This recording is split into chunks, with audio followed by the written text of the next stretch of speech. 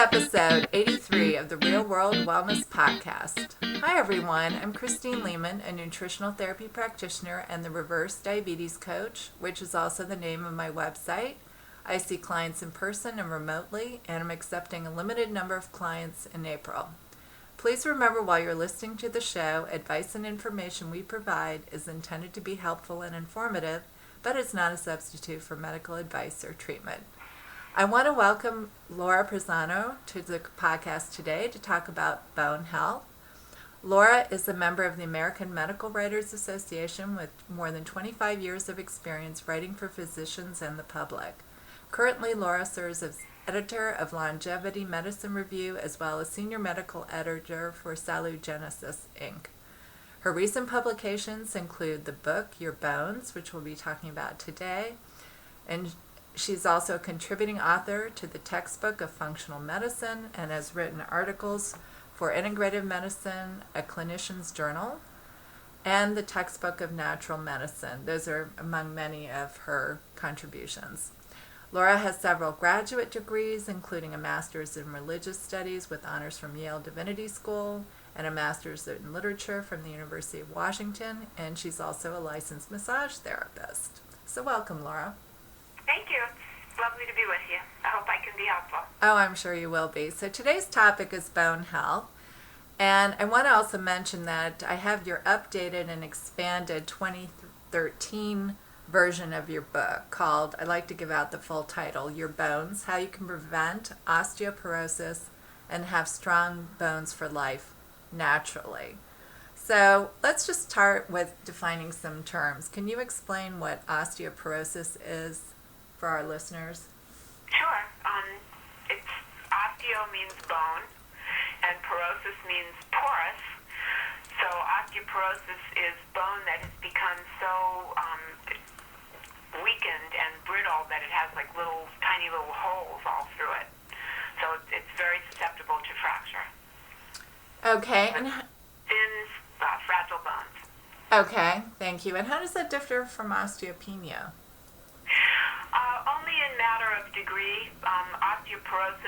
Osteoporotic bone has lost more bone, more bone density than osteopenic bone, but don't let that reassure you if you've been told you're osteopenic. The risk of fracture in osteopenic individuals is just as good and maybe even worse than in people with osteoporosis. So if you have been diagnosed with osteopenia, you really do need to pay attention. Mm-hmm. So is it kind of like the precursor then to osteoporosis? Is that how to think about it, sort of like pre-diabetes, before diabetes? Yeah, what a diagnosis of either osteopenia or osteoporosis should tell you is that your bone remodeling cycle is out of whack, so that you are removing bone much more quickly than you are replacing it. So all through our lives, we're constantly remodeling our bones, and when we're in our teenage years, we're building more bone than we're losing. That's when we're growing, getting taller. By the time we're in our 30s, we've stopped building anything, more, growing, extending our bone length more, and we start to have a balance. By the time we're in our, depending upon your lifestyle and your environmental exposures, as early as in your late 30s to early 40s, you will be losing more bone than you are producing. And when you are perimenopausal, you will start to lose at least 1%, 1 to 2% more bone than is produced, or more, depending upon what your situation is. So what eventually happens is that the bones become weakened and you become susceptible to having a fracture. You also, bone loss is pretty much, you're not going to feel it very much. It's one of those silent diseases until a bone breaks or a vertebra collapses. You may notice that you lose height, or your neck and shoulders kind of start to round over, giving you that dowager's kind of hump posture. And eventually you will have a fracture, and it's very, very painful. Spinal fractures really cause a lot of discomfort for people. Mm-hmm. And it's much, really, it's easy to prevent. It's easy to prevent osteoporosis now. We know so much about, exactly what causes it and what our bones need. And if you just minimize your bone's exposure to the things that are harmful and accelerate bone loss, and you maximize your intake of all the nutrients that your bones have to rebuild themselves properly, you will not develop osteoporosis, or you can reverse it. So it's very encouraging. So it's not too late, is what you're saying? No, absolutely not. And that's important, especially, as we were just talking, when you're in middle age and if you already have osteopenia, it seems that you would obviously want to prevent osteoporosis, but you might, I love the idea of being able to reverse things. You can reverse full-blown osteoporosis. I've interacted with many, many women who have done so.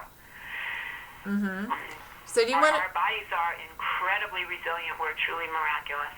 And if you just stop, if you just stop sitting on tacks, right, pull them out, and then provide healing nutrients for your bones, they will, you come pre-approved to build bone, okay? Our bodies are programmed to have a balanced bone removal and bone replenishment cycle. And it's only when things in our lives disrupt that cycle that we run into problems. And unfortunately, in the modern world, there are many, many things that promote inflammation. And inflammation is kind of a core trigger that, through many, many different mechanistic pathways, activates too frequently the specialized bone cells that remove old, brittle, damaged bone. Those are called osteoclasts. And pretty much anything that causes chronic inflammation is going to cause these cells to turn on and get active. And it's a lot easier to break down old bone than it is to rebuild new bone. It only takes a few weeks for osteoclasts to clear out an area where the bone has become damaged or is old and needs to be replaced. Then it takes several months for the osteoblasts, which are the specialized cells that help us build new bone, to do that job. So if you're activating your osteoclasts too much, the osteoblasts can't keep up, and the result is you lose bone. Now, I know you also have a personal interest in this topic, and I was wondering if you want to just talk a little bit about your genetic history. Sure. I am the poster child for osteoporosis. I should have broken both hips by now, and frankly, I should probably be dead. And instead, I just have fantastic bones. I'm really healthy. I'm 68 years old now, and when I was in my early 40s, well before menopause, I don't know if your listeners know, my husband is Dr. Joe Pizzorno. So he and I were at a medical conference, and they had some equipment where they were trying to sell doctors to have in their offices that checked bone density in the ankle. So it was an easy way for physicians to check up on their patients and see how they were doing, if they needed a full DEXA or whatever, if they were at risk. And so I expected, because of our very healthy lifestyle, that I would just be wonderful, and I wasn't. I was already osteopenic in my mid-40s, which is well before menopause, when you're supposed to start having problems. And every woman in my family that I know about, in all the generations back to my great-great-grandmother, developed osteoporosis, broke a hip, and died sooner than they should have. When you break a hip, it is extremely difficult to recover. Most people do not recover well and need physical assistance for the rest of their life. I mean, you never really regain full function after that. If you're a man, your chances of dying within the first year are about 35%. Women, we're tougher than men, I think, and we most of us do not die, but immediately, but many of us do, and you do not regain function fully afterwards. So this is something you really want to avoid, and I thought that because I exercise, I've always loved to exercise. I exercise a lot. Joe and I consume an extremely healthy diet. I mean, it's ridiculously healthy, and I take supplemental vitamins and everything. I thought, boy, what's going on here? Well, this is, let's see, I'm 68, so this is over 20 years ago now. We knew people who were running the first genomic panels to look at a person's genetic inheritance, and they were checking some of the what are called single nucleotide polymorphisms that are slight differences in the way our genes are made that impact bone health. So they ran me, and I discovered that my vitamin D receptors don't work. They're not made properly, and I have an extremely difficult time absorbing vitamin D and utilizing vitamin D. So, and furthermore, I live in Seattle, where it rains a lot. I think the joke here is that the Rain Festival runs from September through August, and we have many, many rainy days. Also, it's a northern latitude, so even when it's sunny here, during a good part of the year, if you're outside and it's warm enough to not need to have to cover yourself up and you can get some sun exposure, the angle at which the sun rays come in is still not adequate to produce vitamin D in the skin. And nobody used to take vitamin D. I mean, we're talking 25 years ago. Right. So when we discovered this, I started taking, I think what I'm taking now, actually I'm going to again increase what I'm taking now because I just ran a test to see where I am, and I'm still low even taking the amount that I'm taking. But I started taking 10,000 IU of vitamin D every day. Now the recommendation for vitamin D at that time was 400 IU a day. And all our friends who were physicians told us that I was going to become Lot's wife, except instead of turning into a pillar of salt, I was going to be a pillar of calcium. Fortunately, this did not happen. I just started building bone, and I got really, really interested in bone health for these personal reasons. My kids were still in high school and college at that time, and I really wanted to stick around for them, and I'm still hoping to have grandchildren. I'm trying to stay healthy so that I can play with them. So I began to very seriously delve into all the research on bone health, and for the since my early 40s, I have spent the first 2 to 3 hours of every day reading the breaking published scientific literature on bone health. And I've learned a ton. Vitamin D is the tip of the iceberg. It's incredibly important. It's not the only thing that our bones need. And as I've gone through this process of discovering all the key nutrients that our bones need, I have also discovered that my body needs lots of all of them. Right. Because my genetic inheritance is really terrible. So most people are, the good news for most human beings is that they are not nearly as badly off as I am in terms of their genetic inheritance. And the really good news is that even someone with a lot of genetic susceptibilities to bone loss can completely reverse that and have incredibly healthy bones. You just have to know what your bones need and how to avoid the things that cause, your rate of bone loss to increase, and you can have healthy bones. Yeah, I think you mentioned men earlier, and I think there's sort of perhaps a myth that this only affects women. Can you talk about men a little bit? Oh, no. About a third of men will have a hip fracture. And as I mentioned before, they do even worse than women. The latest statistics are, in general, for the U.S. population, 50% of women and 25 to 33% of all men will have an osteoporosis fragility fracture during their lifetime. The group that fares the worst are Hispanic Americans. In that racial group, 53% of men, so more than half, and 86% of women will develop low bone mass and will be at significant risk for osteoporosis and fracture. In comparison, the group that's the best off are African Americans. But even among African Americans, low bone mass and osteoporosis is projected to occur in 24% of men and 53% of women. So, even though we hear frequently that African Americans have great bones and don't need to worry about it, they do.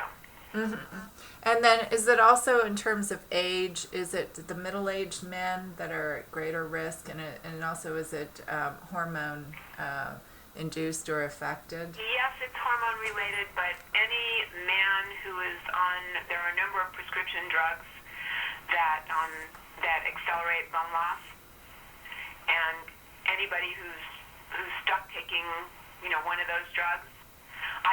There's so many of them. I don't think we have time to cover it all here in this talk. But I wrote a post. Well, there's some information in your bones on this. But I also posted an article on a website called Algacal, ALGAECAL.com. They post a lot of my articles in their experts section. Okay. And I recently did an article for them where I went through all the categories of drugs that cause bone loss. And anybody who has to take one of these drugs chronically is going to have increased rate of bone loss. And there, like I said, there are many of them.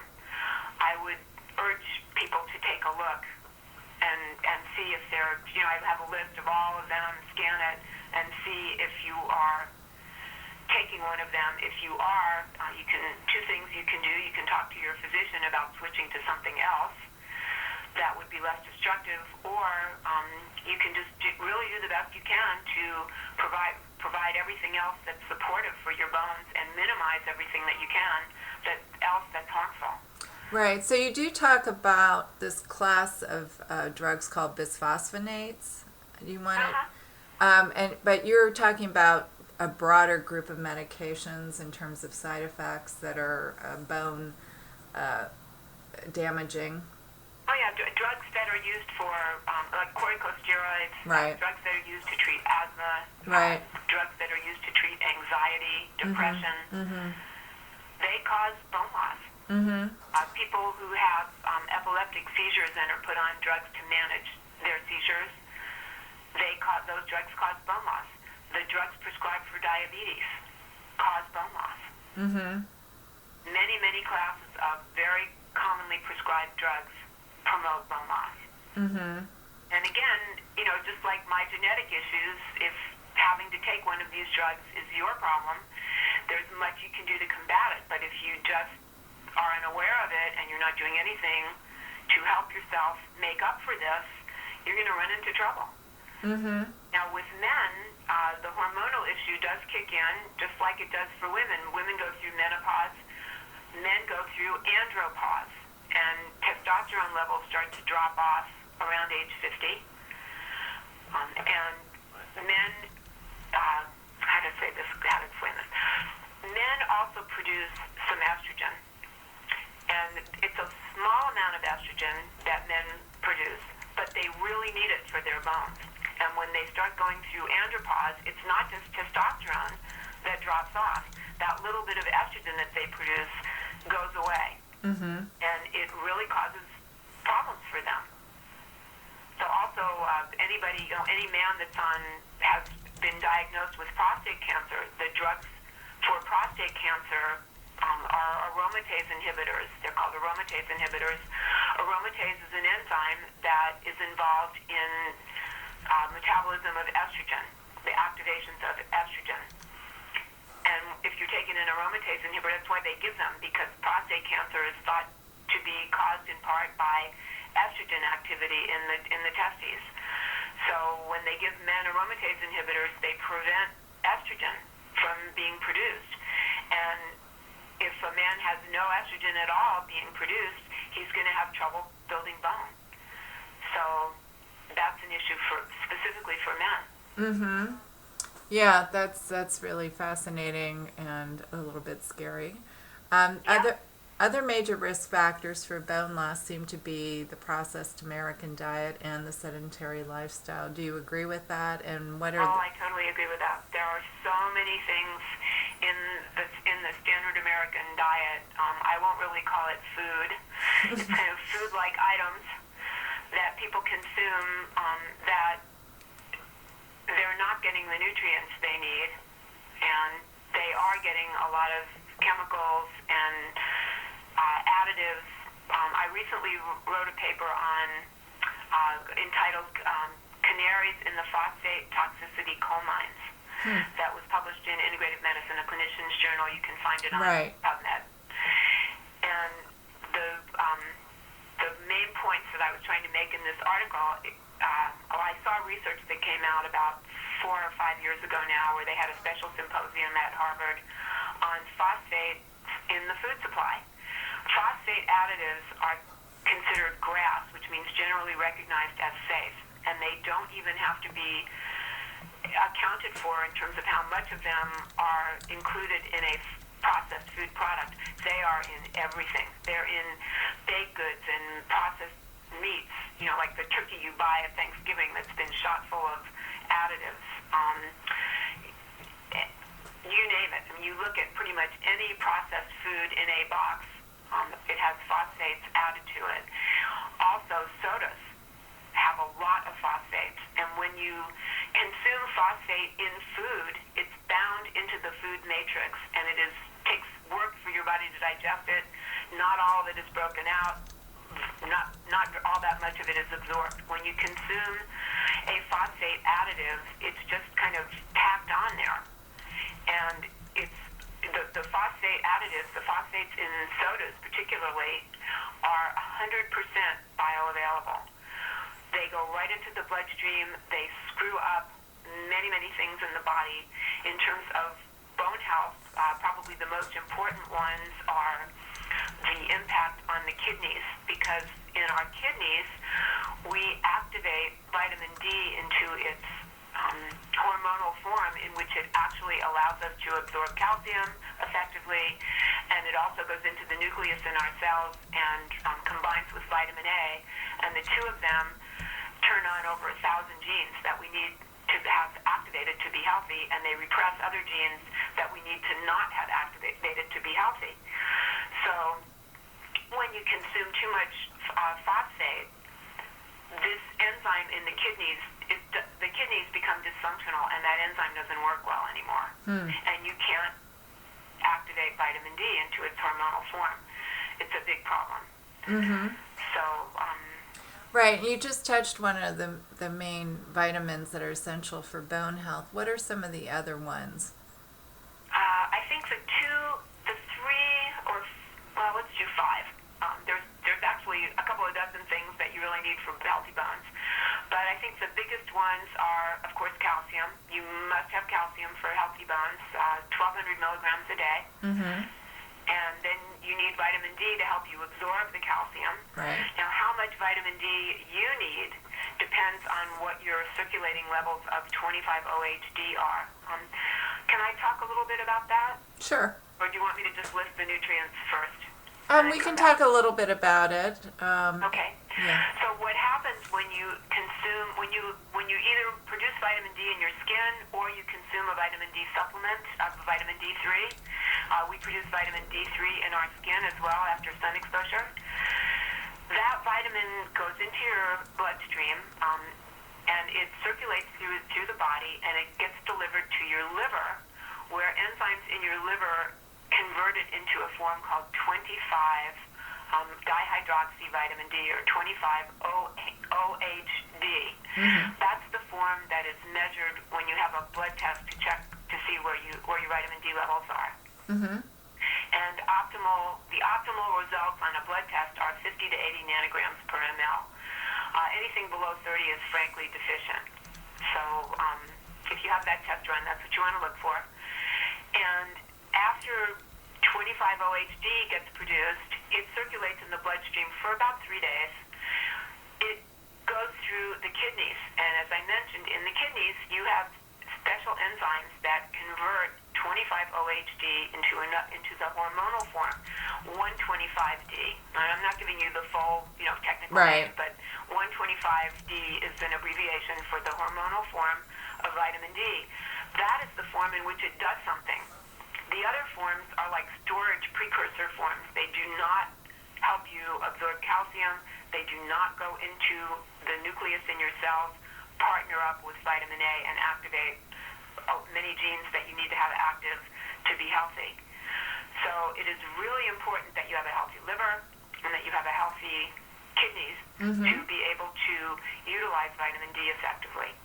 And liver disease is very common in the U.S. now. Non-alcoholic fatty liver disease I is know. quite common. Yes. It's one of the things that goes along with obesity and metabolic syndrome and insulin resistance and Right. that whole thing.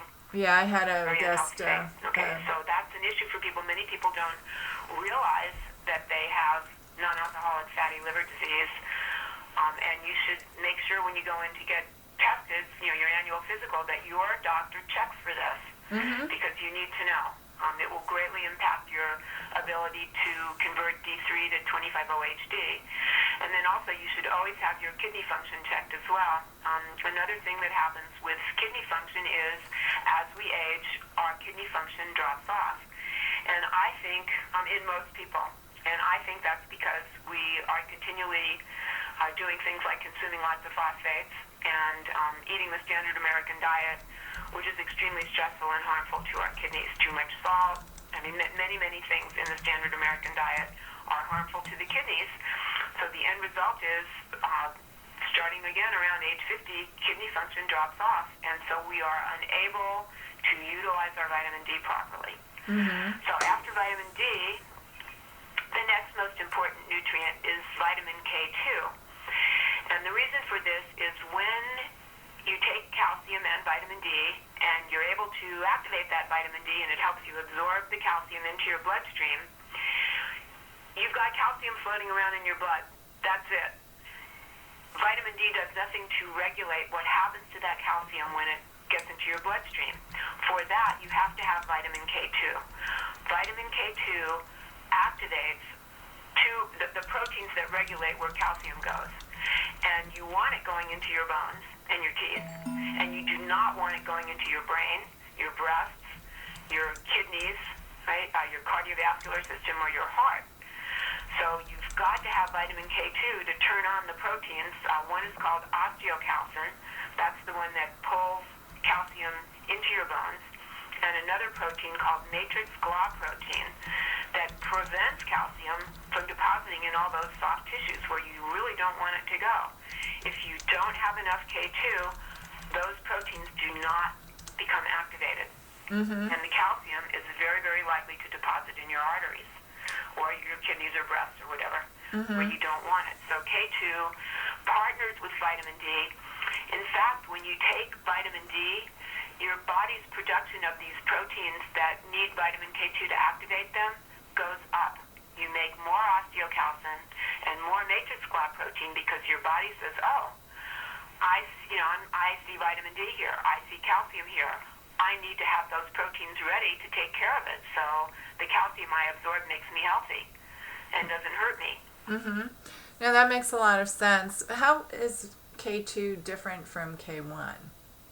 So K1 is the form of vitamin K that's found in plants. And it's really good for you.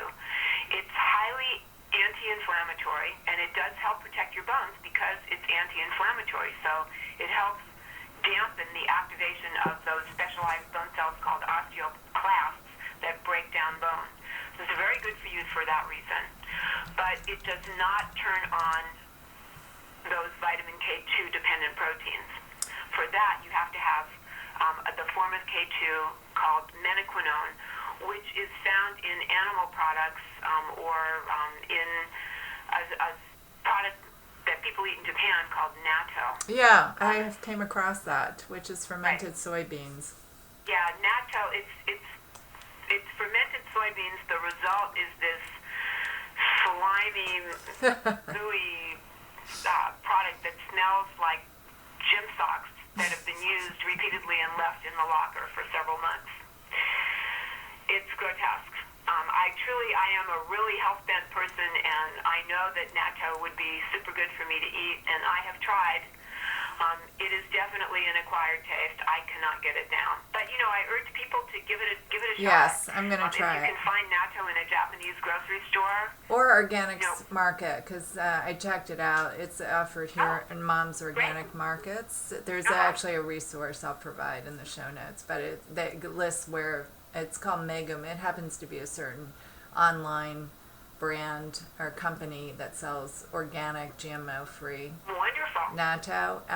And so I thought I would do the same thing that you. I would try it just in a little container first before I buy a case of this. Absolutely. Give it a shot, and don't hate yourself if you can't get it down. Right. It is so easy to take vitamin K2.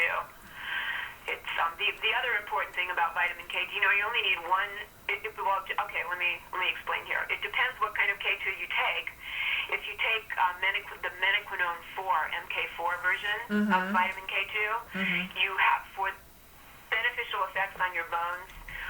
What's been shown to be helpful is 15 milligrams of MK4 every 6 hours.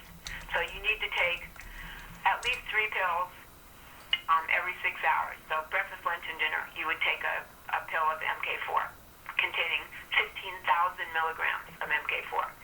If you take MK7, which is the form of K2 that's found in natto, you need much, much less. You only need 100 micrograms a day to get the job done. And you only need to take 1 pill. Right. That's what appealed to me was it's the equivalent of 1 ounce of this, daily would meet your, they called it UG requirement. UG is the symbol for microgram. Microgram. And, abbreviation. right, as opposed to trying to get tons of eggs. I mean, there are other sources of it, including cheeses and eggs. Very small. You would really, the only food that you really need at least 100 micrograms. And frankly, a serving of natto is going to give you probably closer to 400 micrograms. Many people in Japan consume over 800 micrograms a day. Right. And the other important thing to know about K2 is it needs to be in balance with vitamin D. So if you need to take a lot of vitamin D, you need to take more K2. They work together. So in my case, I'm now taking 15,000 IU of vitamin D3 a day. And I take at least 400 micrograms of K2 a day in the MK7 form of K2 a day to balance that out. K2 is extremely safe. They have never, ever had any side effects from very, very high dosage of K2. In the research, I've seen more than 1,000 milligrams a day used with never any negative effects. In the Netherlands, in the research that they do on K2, they typically use 360 micrograms of MK7 a day in people with kidney disease and cardiovascular disease and osteoporosis. Now, does MK7, would you say, is more effective than MK4, or should you try? It's much more effective, and the reason why is that MK4 is treated, your body treats MK4 like it treats vitamin K1. It clears it, when you consume it, it goes to your liver, and it gets put into triglycerides, which are little packages of fats that are very easily broken down. And they go out into your bloodstream to get broken down and utilized and to deliver things to various parts of your body. But they are cleared from your body within 4 to 6 hours. That's why if you take MK4, you need to take it every 4 to 6 hours because what you took will be gone within 4 to 6 hours. MK7, on the other hand, goes to your liver and it gets packaged into cholesterol. And it circulates throughout your system in cholesterol. And it lasts in your system for 3 to 4 days. So also, when you take MK7, it gradually, you build up a little bit of a reserve of it in your system. So your levels of having MK7 around, at a stable level where you can use it to activate osteocalcin and matrix clot protein when needed, remain much more stable. And it's just much better for you overall. Does that increase? I don't think there's any comparison. And the other thing with MK4 is the amount that's used in the research to promote bone health could not possibly be ingested by eating food. It is a pharmacological dose. I prefer to work with the body in a way in which you imitate what your body would do naturally. You could easily get 800 micrograms of MK7 from food, from natto. It's possible. Yeah, I agree with that. But the other thing I was wondering is because it becomes cholesterol, the MK7 form, is it possible that it will increase your cholesterol? No, it just deposits. It just is absorbed into cholesterol that you're already producing. It doesn't Okay. make you produce more Okay. cholesterol, Okay. and it's protective. Mm-hmm. So cholesterol is not such a bad thing. We produce all our hormones from cholesterol. Right. Yeah, it's cholesterol that has been damaged because our body is chronically inflammatory that causes the problems. In studies of elders, people with high cholesterol live longer. Mm-hmm. And the reason why is that these are people who are not so inflammatory, so they're not damaging their cholesterol all the time. Right. Damaged cholesterol is the problem. Yeah. Yeah. No, I agree with that. So let's turn to minerals. And of course, calcium always comes up. So, and as we know, there's sort of this myth around calcium that it's only in dairy products, and we know it's in leafy greens. But I was interested in knowing, again, what is the relationship here with the calcium and bone density or bone loss in particular, but also between men and women. How important is it for men to consume calcium as well? It's very important for men. I mean, our bones need calcium. It's yes, you can. Dairy products are a great source if you can get, particularly dairy products from that are organic, derived from pastured cows and are full fat. Right. Those dairy products are going to supply you with some K2 as well. Exactly. So yeah, and then they're fortified with vitamin D, so you kind of get the whole basic trio of essential bone building nutrients. But everybody needs calcium, not just women. It's just men. Men tend to have larger bones to begin with, and their rate of bone loss is a little slower naturally. But this does not prevent men from developing osteopenia and osteoporosis and having a fragility fracture. As I said, the statistics clearly show that about 1/3 of men, that's 1 out of every 3 men. And I don't know if you've ever looked at like older men. They're shorter, stooped. That's bone loss. Yes. You're right. Men, Yeah. take care. I don't know if you're a man listening. If you're a man listening, take care of yourself. You need to. If you're a woman listening, take care of your man. He needs you. Believe me, Joe takes his calcium, and he takes his vitamin D and his MK7, and I put him on boron, which hopefully we'll get to in a minute. That's a trace mineral that's extremely important for bone and really helpful for men for testosterone as well. And magnesium, and then there's lots of trace minerals that play roles in bone. Zinc, for instance, manganese, lots of trace minerals.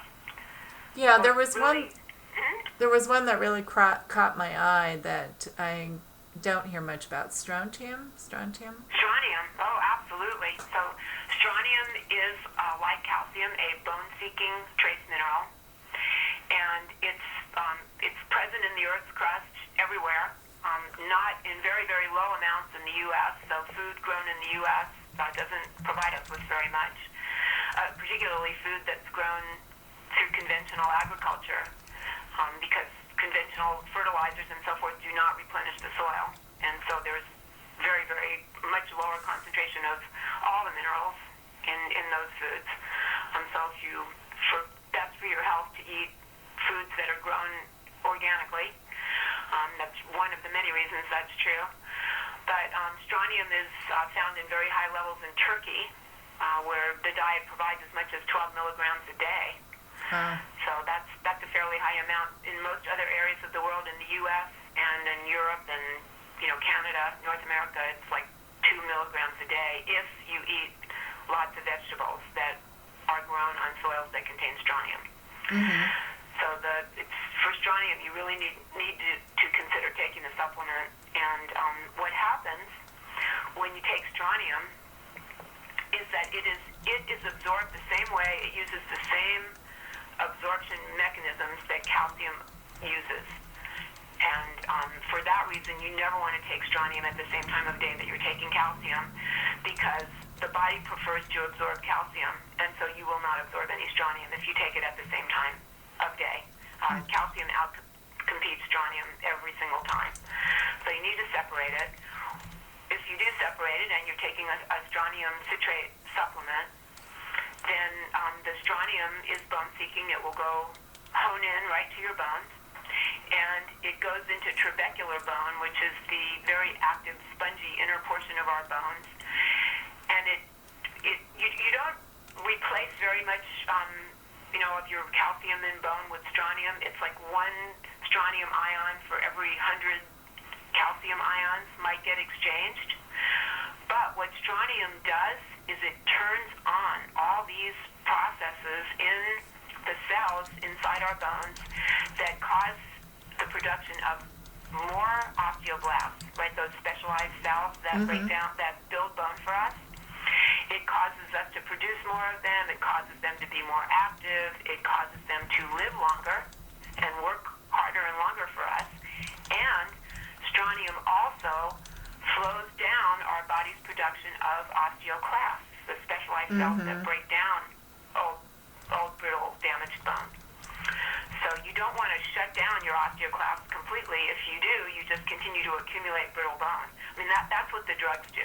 They shut off osteoclasts. They poison them. And so you can't remove bone that's damaged and needs to be removed. So after a few years, you step off a curb and your legs break because you couldn't fix your bones. Do you understand? Yeah.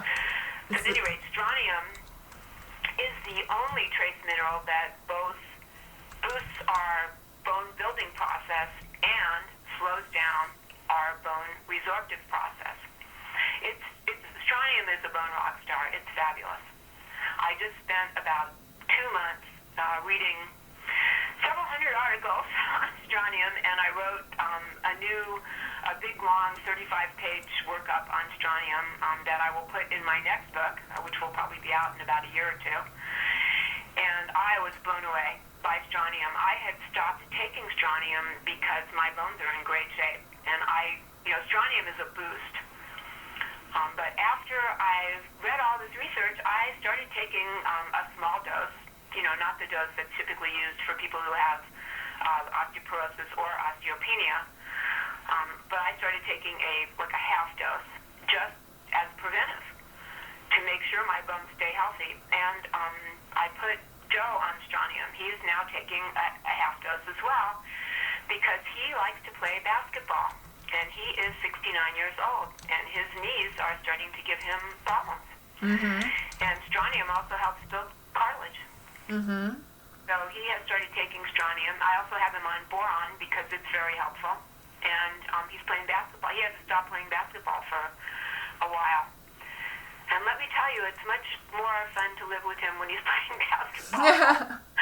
So on a very personal level, this has worked out well for me as well as for him. He's playing basketball again now. Right, which is an interesting point because we'll talk about weight-bearing exercise. This sort of synergy here between the minerals and weight-bearing exercise. On one hand, you want to do some weight-bearing exercise like basketball, or in my case, tennis. For some people, it would be running. But at the same time, you need to support your bones and your cartilage to do the weight-bearing exercise, right? So yeah, absolutely. I don't do anything as energetic as that. It's energetic in a different way. I do Pilates. I love Pilates. Yeah. And my latest obsession is barre classes, B-A-R-R-E. Right. It's a combination of yoga, Pilates, and ballet. Oh, cool. And let me tell you, 10 minutes into one of those classes, your muscles will be shaking. You work really, really hard. I love it. I like to push myself. So I work really hard. I used to run many, many years ago. The jarring effect doesn't work for me. And I'm not coordinated enough to play tennis. I respect you hugely for that. It doesn't. I could never play tennis. I tried, and it was a dismal failure. But I love Pilates. I like yoga for many reasons. In addition to the stress on, that you can apply very targeted stress on bone. doing yoga or Pilates or bar, and when you do that, you activate cells inside your bones called osteocytes that then send signals out to get all the bone building process going. That's why exercise is good for us. Mm-hmm. It turns on cells inside our bones that initiate bone building activities. Mm-hmm. And it's extreme. And if you don't exercise and you just sit, your body says, well, I don't need to really be very strong, so let's not waste energy building more bones. And you lose bone. That's why astronauts, remember that one of the problems with space travel is bone loss. Or if you've been hospitalized, or even if you can't be ambulatory, you lose bone. Because you have to continually send these signals to your bones, hey, I need you. I'm going to be standing upright and moving around, and I need for you to be strong for me. Right, and that makes complete sense, because our sedentary lifestyle is really, the new disease, the sitting disease. I think, it's being called that, and it's very true. It's just, it's has tons of implications for obesity and all sorts of things, but it's not good for our bones. Yeah, so one of the things that I have started to do, because I spend many hours, I kind of dive into the research, and it's like going down the rabbit hole for me, and 6 or 8 hours later I will realize that I'm shaking because I'm hungry, because I forgot to eat, and I will go eat. But what I started to do was, I don't sit at my desk anymore. I got a rubber mat that mm-hmm. I put in front of my desk, mm-hmm. and I stand to work. Good for you. It's so much better. My back used to get tired when I was sitting, and my legs would be, tight, the muscles in my legs. I don't have that anymore. Mm-hmm. And I also think, for those of us who are trying to not gain weight as we age, it helps. You're burning more calories when you're standing up. So you can eat more. That little extra piece of chocolate you wanted to have, well, just go right ahead. Yeah, I love it. I know some people are even going to standing desks. And a friend of mine saw a colleague with one, and she got all excited about it. So I think she's thinking of how she can get one too. And so I think that's terrific. The more you can do with your work in the workplace to burn calories, to be mobile, the better. Yeah, total agreement. So the other thing, it's good to just find something that you love to do. Dancing. Absolutely. Joe and I took salsa lessons for a while. I'm hoping we can start up again, although he's traveling so much now that it's really hard to schedule. But, it's fun to get out with your partner and do something that is both good for you and fun. Absolutely. That's how I counsel my clients. I always find out what they enjoy doing, because it doesn't really matter if you don't enjoy it, you're not going to do it. Yeah. So let's talk about, we've been talking a lot about vitamins and minerals. So some of the emphasis here certainly would be on diets like Mediterranean and traditional whole foods. And I think the key words here are really whole foods. Mm-hmm. Real food, not processed. Processed food like imitation items. Right, convenience foods. And that can include a variety of ancestral health diets. And I'm sure you're familiar with Weston A. Price, who interestingly called, vitamin K2 the activator X mm-hmm. vitamin. It may have preceded the actual name of K2, but he found that out when he studied primitive cultures. And he was very into looking at bone health and their dental health. And he has these fabulous pictures of people's mouths and their bone structure and their face, and how it was just like perfect compared to what we were the decay that we were starting to see here in Western cultures, which is know has a lot to do with the industrialization of our food and so on. Yes. So I find all that. Total agreement. And people should look at their website. There's a lot of really interesting articles there. So if you were to consume one of these diets, then you're much more likely to get these vitamins and minerals that we've been talking about. And then if, where does the role of supplements fit into this? If someone, natto, I think, may be a good example. If you really can't tolerate it, you might want to consider a supplement at that point. Yeah, I think I would highly recommend to everyone that they get their genetic SNPs run, 23andMe. It's a test it's expensive. I think it's a couple $100 now. But it's a test you do once. Your genes do not change, and you can get a lot of information about what you specifically need. We're all different, and we all have greater needs for some nutrients than the mythical average person who does not exist. And we used to just have to guess at this, and we don't have to anymore. We can know what we need. How to explain this briefly. For the last 15 years, Joe left the presidency at Bastyr to create an artificial intelligence system that analyzes down to the molecular level, and now includes genetics, over 275 SNPs, that tell you what's going on in your body and what you need to do to be healthy.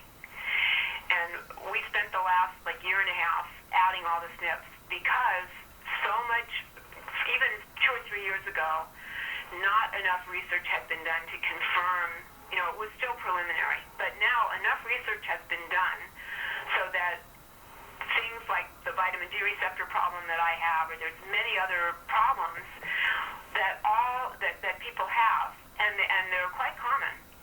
And when you know that you have one of these, I need, for instance, let me give an example of vitamin B6.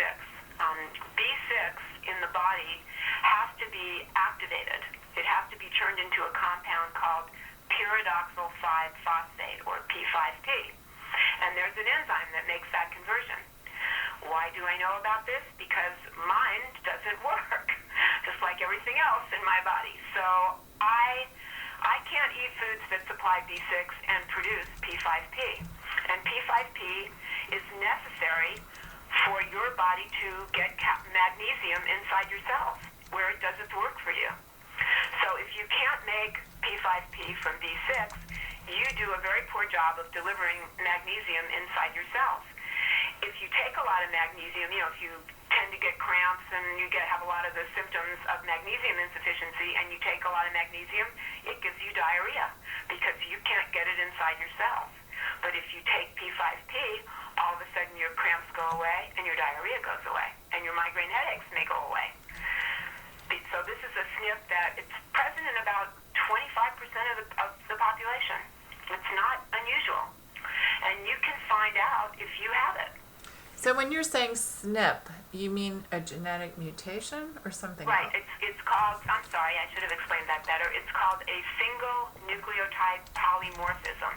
And what that means is in your genes are they're like the technical directions for how your body is supposed to produce proteins and enzymes. Okay? And these directions are made up of 4 different nucleotides. And sometimes the directions aren't quite right. So like my directions in my body for my vitamin D receptors are all screwed up. I don't make them properly. And it's the same thing for many, many other enzymes. We vary just a little bit in the inherited instructions we received in our genes from our parents in how our enzymes work. And if the instructions we got, so you got half of your instructions from your mom and half from your dad. So there's 2 sets of instructions, okay? If you got bad instructions from both parents, your enzyme really isn't going to work very well. If you got bad instructions from one parent, your enzyme will work somewhat, but it won't be great. If you got good instructions from both parents, you're fine. And you don't need help with that, extra supplemental help with that. Let me give you another example, vitamin A. We're supposed to be able to make vitamin A from beta-carotene. Many of us, over 80% of us, do a really lousy job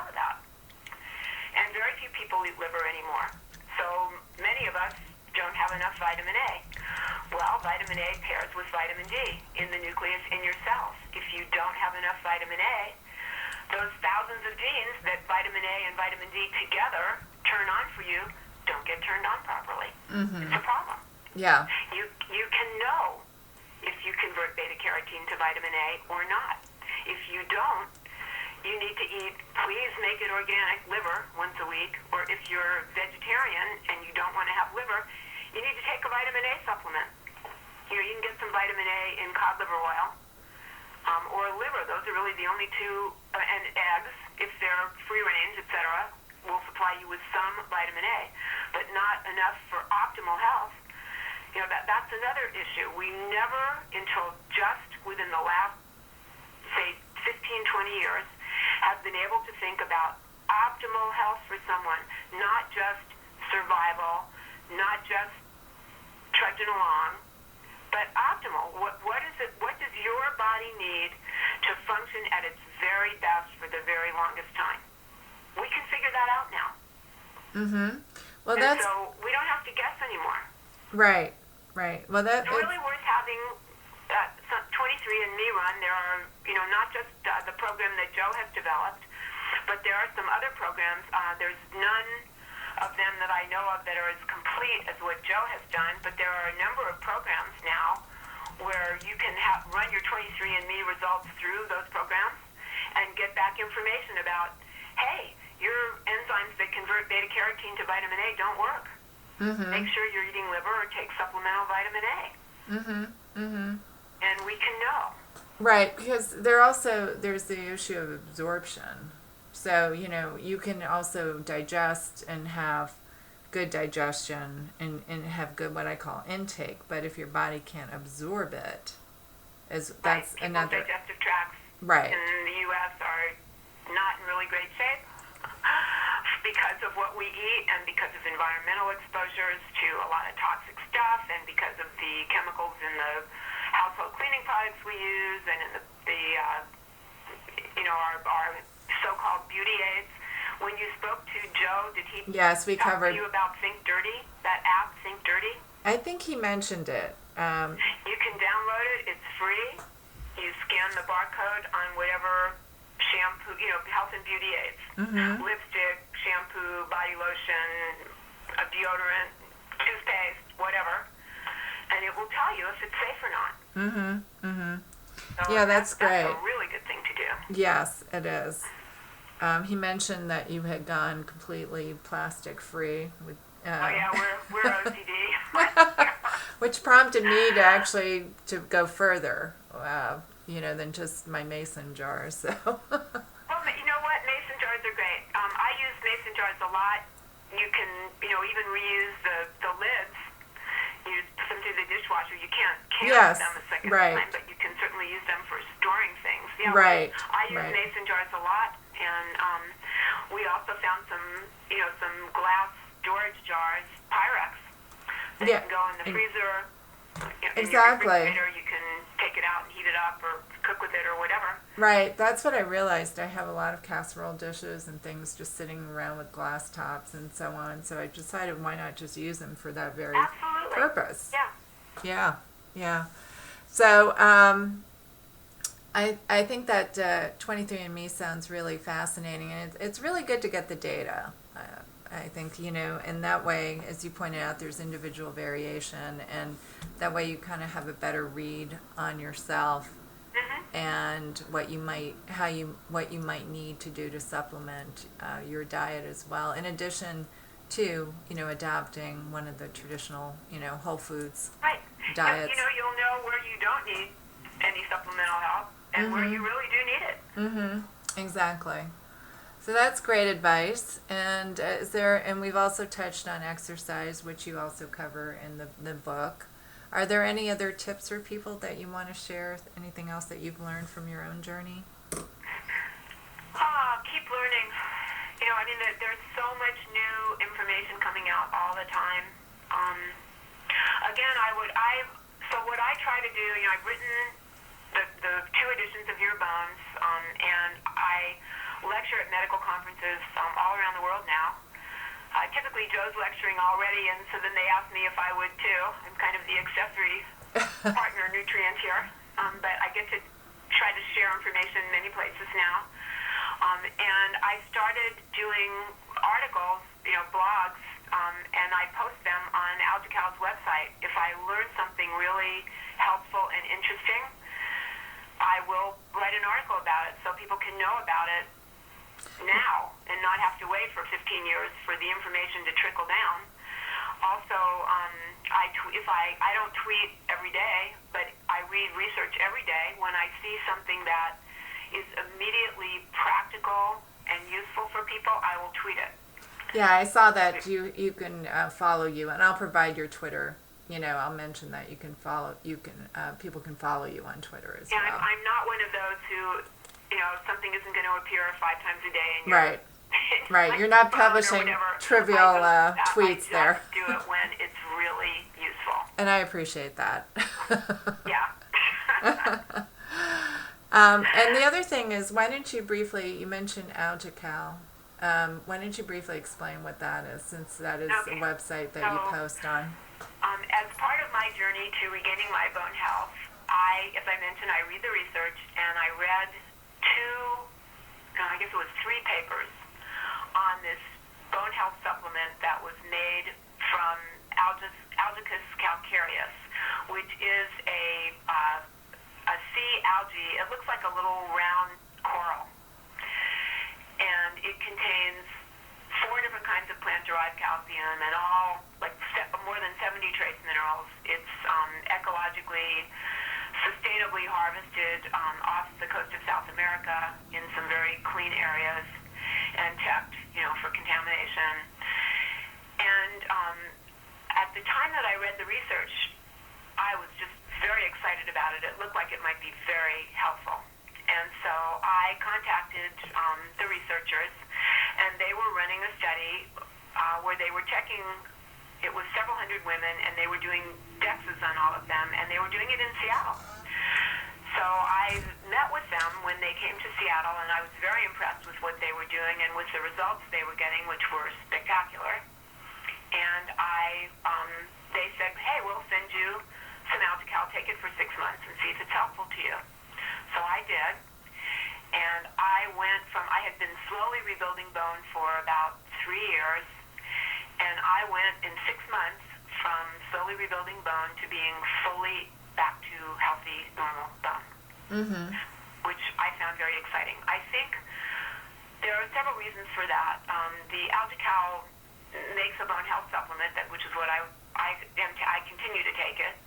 It has the 4 different kinds of calcium in it. It has magnesium and boron and all the trace minerals that are naturally present, and vitamin K2 as MK7 and some vitamin C. I think that's all that's in it.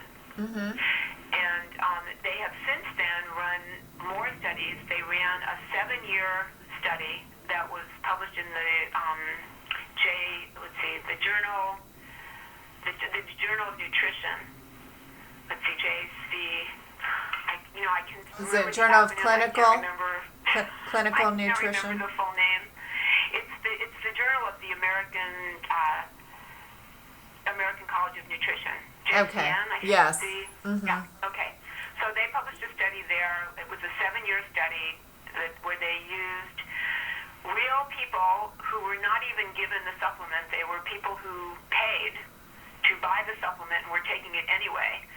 They were offered free DEXA and some blood chemistries to make sure that everything was good.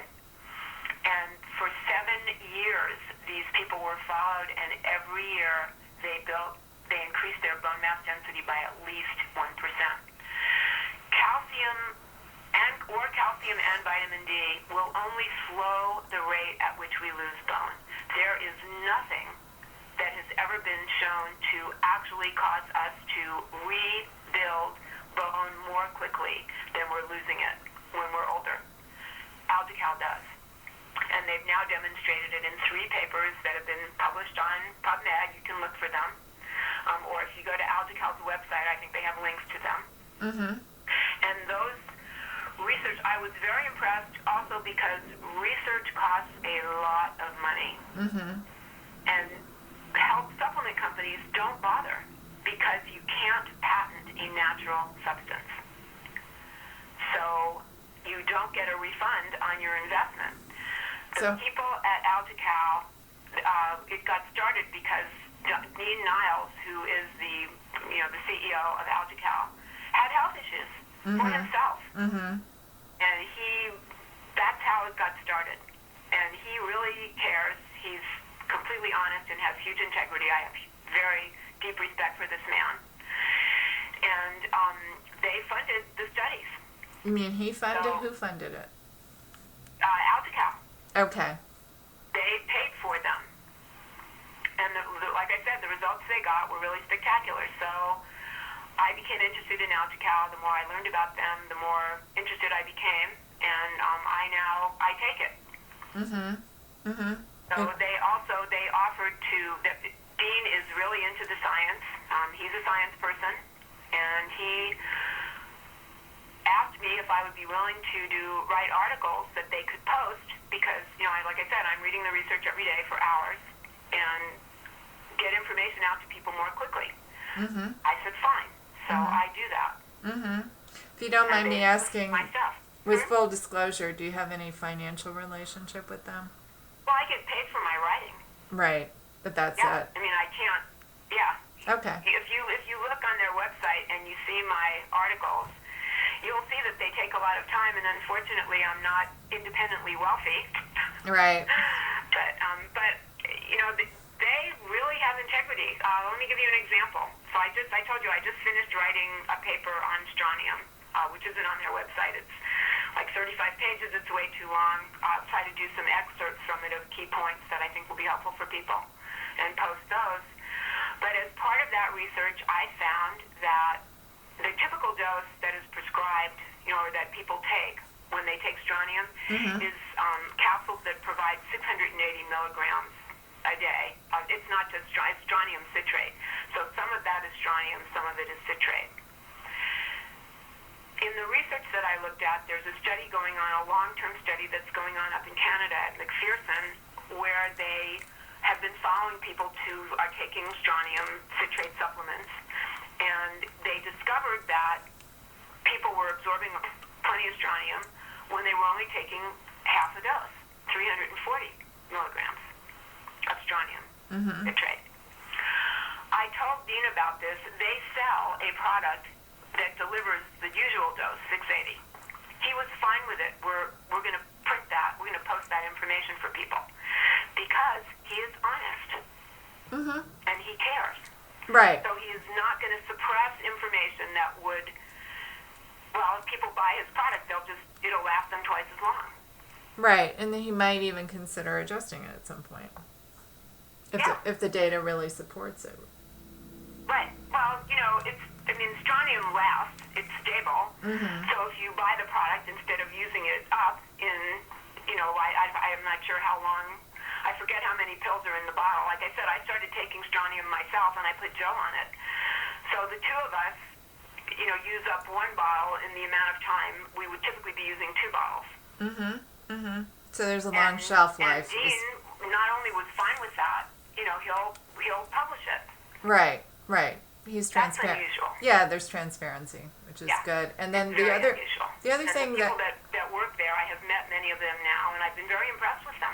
Right. They really care. I mean, people call in with bone health problems, and a lot of times part of the work that I do for Altica is people call Altica or they write into Altica, and they're having major problems, and they're not getting any help from their doctors because conventional medicine only will give you a bisphosphonate like Fosamax or denosumab, which goes by the trade name of Prolia, and it doesn't help. Right. Not only does it not help, but it has.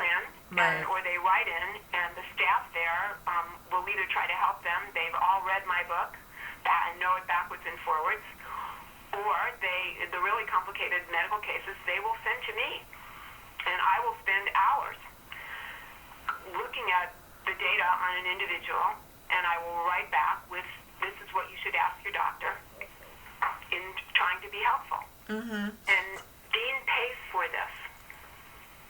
Yes. He is paying me to do this. Right? Because there's a need for it. Yeah, because they care. Right. And I think, they're just quickly on the ingredients, you brought up citrate and citrate. Yeah, and strontium citrate. Right. Well, citrate in general, because there's calcium citrate and so on. So what is the difference between, calcium and calcium citrate? Well, none of the minerals are stable by themselves. They have to be combined with something, and that forms a mineral salt.